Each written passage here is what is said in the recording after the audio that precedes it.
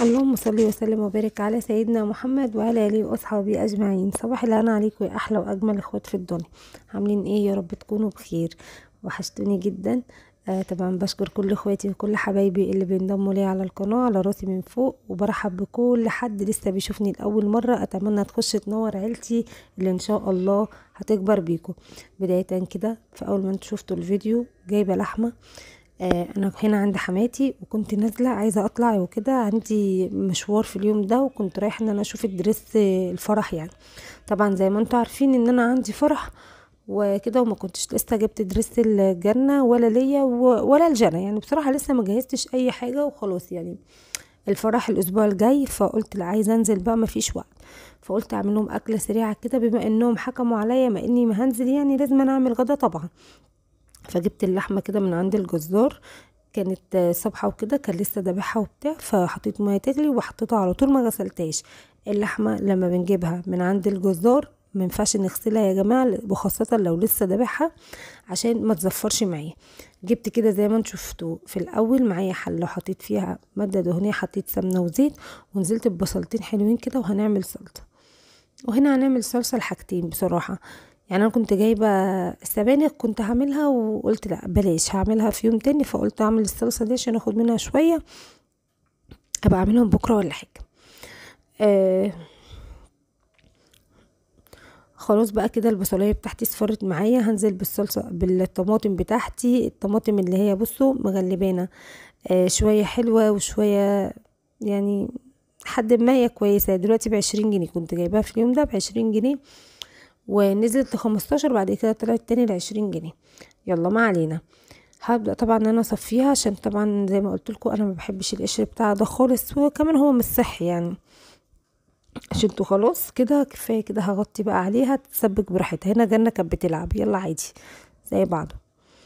هغطي عليها بقى تتسبك مع نفسها، وتعالوا نشوف هنعمل ايه. المرة دي بقى هنعمل بقى حاجة تانية خالص، يعني الطماطم دي هنعمل بقى حاجة تانية. بصوا الشوربة يا جماعة، حطيت بقى زي ما انتوا شفتوا في الشوربه في الاول، حطيت جزرايه، وحطيت قرن فلفل، وحطيت ليمونه. ما كانش عندي حاجات شوربه بصراحه. وسبتها بقى تجري، مش بحط الفلفل الاسمر دلوقتي ولا اي بهار الا لما تقرب تنزل. الحله اللي انتوا شايفينها دي حطيت فيها كوبايتين رز، وسايباهم يتهروا خالص خالص خالص. والحله اللي انتوا شايفيني بشتغل فيها حبه زيت، ونزلت بمعلقه توم كبيره. وتعالوا نشوف هنعمل ايه بعد ما التومه بتاعتي تصفر. يبقى الحله اللي جنب دي هنحط لنا 2 كده كوبايتين من الرز، يعني نقول نص كيلو من الرز، عشان هنحتاجهم دلوقتي في حاجه حلوه كده هنعملها. ما هم عشان بقى ايه، ما يقولوش عشان انتي خارجه اهملتي، ده انا عملت لهم حلو وحادق كمان، ما يبقاش ليهم حجه عندي. واللي حصل لي ما حصلش لحد. اقول لكم ايه اللي حصل لي في اليوم ده بعد كل الاستعجال ده. يلا بينا. حطيتوا بقى لايك ولا لسه؟ حطوا بقى لايك كده، واكتبوا لي كلمه حلوه منكم، شجعوني زي ما انتم مفرحيني في الفيديوهات اللي انا نزلتها. بصراحه شايفه شويه تشجيعات كده، يعني بجد بشكر كل حد بياخد من وقته بيكتب لي كلمه حلوه على راسي من فوق. التومه بتاعتي اصفرت، ونزلت بمعلقه خل، معلقتين خل كبار كده حلوين، وهعمل عصره ليمونه. وهنا احنا بقى لحد هنا عرفنا احنا رحنا فين. احنا رايحين نعمل صلصه الفته. طبعا دي اسرع اكله ممكن نعملها لما نكون مستعجلين. يلا، انا خدت الليمونه كامله. كلنا بردانين يا جماعه، ربنا يسلم من الجو ده، الجو مش مستقر، جو متقلب جدا، الصبح حر وبالليل ساقع، واحنا مع الجو سقعانين بنتقل، حرانين بنصيف، فالموضوع غلط جدا. اتمنى كل اللي وصل لحاجه يفضل زي ما هو، اللي تقل يفضل على مبدأه ده، واللي لسه زي ما هو كده يستنى شويه، نصيحه يعني. طبعا التوم بتاعي غلى كده مع الخل والثوم. هبدأ ان انا بقى ايه، اعصر شفتوا اللخبطه اللي انا فيها. صفيت الطماطم بتاعتي، وكنت حاطه بتنجان بيتسلق، حطيت هنا فلفل احمر واخضر وتوم وملح، وبس كده. بكتفيش، بحطش اي توابل تانية، انا بكتفي بالثوم والملح مع الخل والليمون، مش اكتر من كده، ولا بحط كمون ولا كزبره ولا كل الكلام ده خالص. انا اصلا ما كانش عندي كتير، يعني كان عندي كام واحده في التلاجة، قلت اجيبهم كده، ولو في مخلل في التلاجة هحط يعني. بصوا يوم المستعجلين بمعنى اصح، عشان زي ما قلت لكم كده كنت حابه ان انا انزل اشوف هعمل ايه. بصوا الصلصه بتاعتي هنا اتسبكت ونطرت قدامها، وكمان الصلصه اللي عملناها في الاول اتسبكت برضو. وهنا برضو هرجع تاني معلقه سمنه بلدي، ده سمنه بلدي مش زيت. هبدا ان انا كده هنزل بمعلقه توم حلوه عشان اعمل طشه العيش. والفته هنا اقسم بالله انا كنت باكل فته من غير خالص رز. الرز بتاعي هنا تهرى تهرى تهرى، بصوا اتعجن زي ما انتوا شايفينه. انا مش هعمل بيه الاكل، استني بس استني. هنزل تاني بنص عصرة ليمونه بقى، مش هكتر، وشويه خل. ايوه انتش دي، وهبدا اتشها على العيش. يا خبر ابيض، هتودي الفته بتاعتك في حته تانية. لحد دلوقتي انا لسه محطتش توابل على الفته، ما بحطش دلوقتي خالص. الصلصه اللي انا عملتها دي هبدا احط عليها التوابل وانا يعني خليها في وقتها، تمام. بس خليكم عارفين يعني ان انا ما حطيتش لسه اي توابل خالص. طبعا اللحمه بتاعتي اول ما دخلت على السوا هي حطيت لها الفلفل الاسود، وحطيت لها ايه تاني، وحطيت لها الملح وبس، ومكعب من المرقه كده، وخلاص على كده. ما كانش عندي اي حاجه للشوربه. هنزل بقى اجيبه كده. شايفين الرز المتعجن ده؟ انا قلت لكم انا عايزاه. معايا كده 4 كيلو من اللبن، ونزلت بنص كيلو من الرز، وهبدا ان انا احط السكر، والسكر على حسب الرغبه. خلاص بقى انا كده خلصت كل اكلي. يا دوبك اكلي ايه، مستنيه ان هم يكونوا مقربين بقى عشان اعمل الرز وبس. خلاص هنا سايبه بقى الرز كده يغلي مع السكر شويه على النار هو واللبن.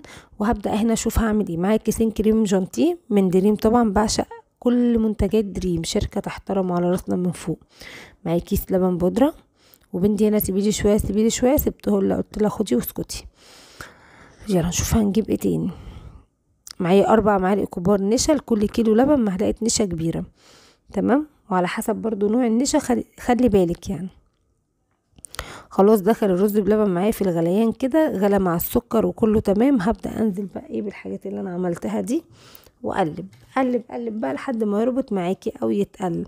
ومش زي ما احنا بنقول مش عايزينه تقيل قوي قوي، عشان لسه هيهدى في الحله شويه قبل ما نحطه في الاطباق، فهيربط معاكي بزياده. فما تكتريش يعني، ما تقلهوش قوي، ما تقوليش مش راضي يتقل فتروحي تحطي بقى. هقفل هنا خلاص النار. هنزل بباكيتين من الفانيليا وبس كده. موضوع سهل ازاي. وقشطه قشطه زي ما انتم شايفين كده. اسكت بقى شويه عشان حاسه ان انا اللي صدعت، مش صدعتكم.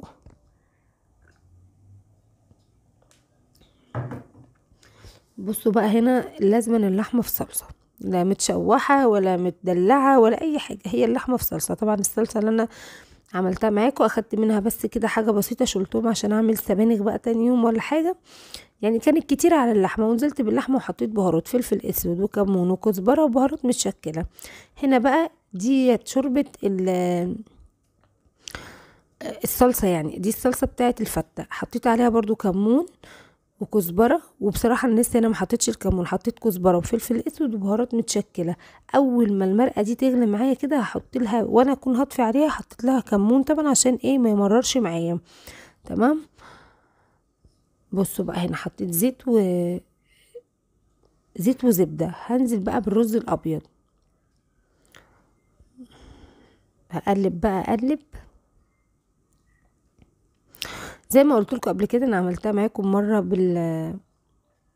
بالرز بشعريه، وفي ناس بتعملها زي كده برز ابيض، يعني على حسب الرغبه وعلى حسب انتوا بتحبوا ايه. كله شغال وكله من ايدك زي الفل. طول ما انتي واقفه بحب والله الحاجه تطلع من ايدك حاجه تانية.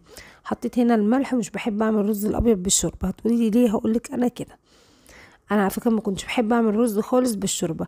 مؤخرا كده عملت الرز بشعريه بشوربه اللحمه عادي، يعني بحس ان هو بياخد بيبقى الاكل كله نكهه واحده. انا عايزه ده دي جو، وده في حته وده في حته يعني. فبحب اعمل رز الابيض كده. ميه بتغلي طبعا، ونزلت على طول وظبطت الملح بتاعي والزبده يعني كفايه قوي. هنا الصلصه بتاعتي غلت عشان يبقى الفته سخنه كده، وهبدا ان انا اسقي الفته. هسيبها بقى تضطر شويه. وبصوا بقى غرفت الرز بلبن. بصوا جمال الرز بلبن، حلويات. واكلنا كان سهل وبسيط. غرفت الفته طبعا، وده بتنجان حطيته وكده. رز ابيض لجنه واللحمه. ويا رب بقى الفيديو يعجبكم، ولايك بقى وشير وسبسكرايب للقناه.